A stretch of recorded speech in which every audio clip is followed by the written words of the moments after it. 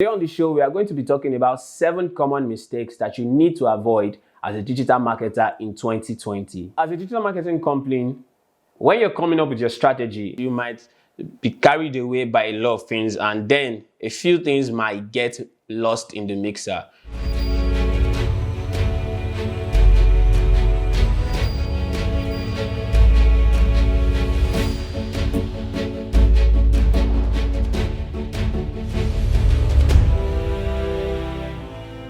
Today on the show, I'm going to be pointing out 7 major errors that you can easily run away from, so to speak, during your digital marketing effort or strategy or campaign. The error number 1, which quite frankly is very common, is ignoring user data. You should understand that as much as the ultimate goal of your ad or your digital marketing effort is to sell, the second most important thing is getting enough user data. Now, this is because you might not be able to sell immediately to a particular customer, but with time, if you continue to nurture them, you might be able to convert them eventually. So you must make sure that you gather as much data as possible. You must make sure that in your offer, there might be a place for them to submit their email or their details. So to help you when you are trying to retarget, because Facebook and Google Ads, they have cool features where you can upload data and information about your pre-existing customer to help you target right, maybe to retarget them or to target new customers. Remember, don't ignore user data. Try to gather as much as you can. Mistake number 2 is not defining your buyer's persona. One thing you should understand is without your buyer's persona, you don't even know who you are selling to. You have to predetermine, okay, is my product serving men? Is it serving women? Is it serving people between the age of 25 to 26? Is my buyer persona someone who probably is a working mother and doesn't have enough time on her hands? Is my buyer persona a banker, a doctor? You have to define who your buyer persona is, which in short means you have to know who your buyers are and how to target them right. So don't ignore the key importance of understanding who those people are. Mistake number 3 that I often see people commit a lot is not indexing their site using Google tools like Google My Business and the likes. You should understand this, that no matter how much is always out there where they say you have to spend money while doing digital marketing and the likes, you should also understand that there are still some free perks that come with it, such as Google My Business. So you must try as much as possible to index your business using Google My Business. If you have a website, you can add Google tags to your website so that when people search for things around your industry, around the services you offer, your business easily pops up. And if you have a Google My Business account, when people search for things related to your service or product, you would definitely be on the first page. Google is currently prioritizing the Google My Business asset. You have to leverage on that as quick as possible. Another mistake I often see people commit is not using the cross-platform marketing strategy. Cross-platform marketing strategy simply means being able to follow your audience from one platform to the other. Now, this is important. Like I said earlier, you might not be able to sell to one customer at a particular time. So you have to follow them as much as possible, presenting them with your offer until they finally, subscribe to your services or buy your products. You have to keep them in the net. You have to keep nurturing them. And the only way you can do that is through cross-platform marketing strategy. Now, if you want to know more about cross-platform marketing strategy and how to go about it, you can click on the card above. We made a video fully for that, so you can learn about how cross-marketing platform strategy works. Another mistake, which is actually the most costly mistake, is when you do not define your offer or your call to action clearly.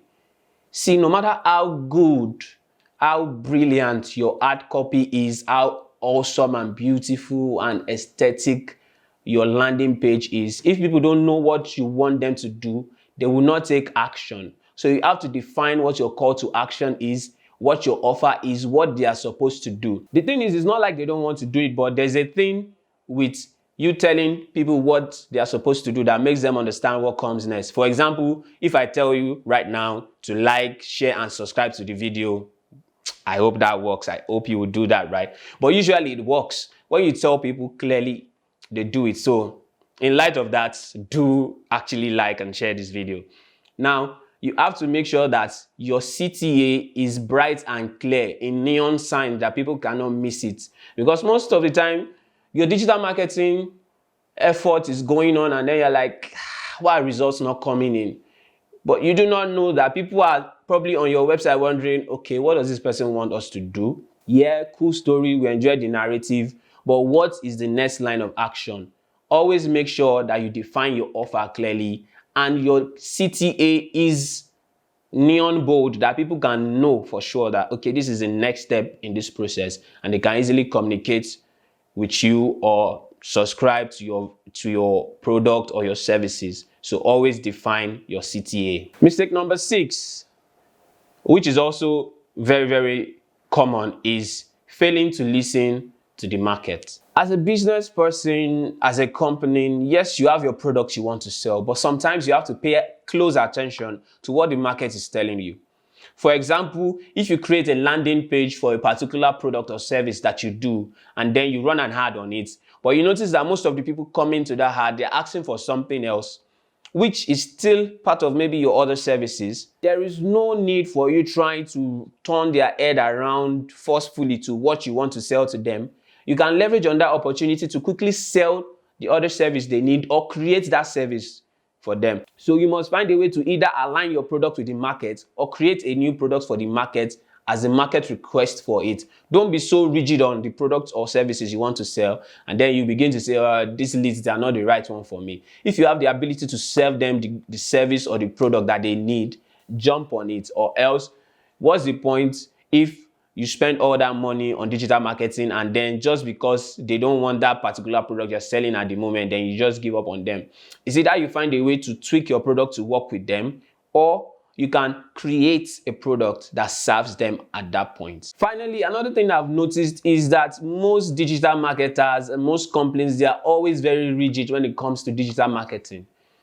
No matter how successful your digital marketing campaign has been in the past, what works yesterday might not work tomorrow. And what didn't work yesterday might actually work tomorrow. So you must be very flexible when it comes to digital marketing. You must understand the importance of A/B testing, of tweaking your ads, tweaking your copies from time to time. Even the best and brightest brands in the world understand that. Take Nike, Adidas, and the likes, for example. You see them coming up with new campaigns, new products, new offers, new services from time to time. If you don't want to be a dinosaur in the game, you must understand the importance of evolving and tweaking things and working around, because there's really no perfect strategy. Really, if you want to think about it, the only perfect strategy is to understand that there's no perfect strategy and you keep working on the one you have from time to time. Those are the 7 common mistakes that I've noticed most digital marketers make in 2020.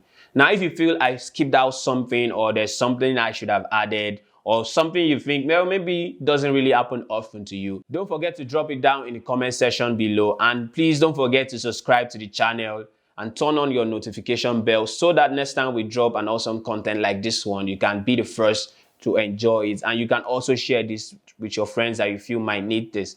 So until we see you next time, like I always say, keep making that money. All right, take care. See you.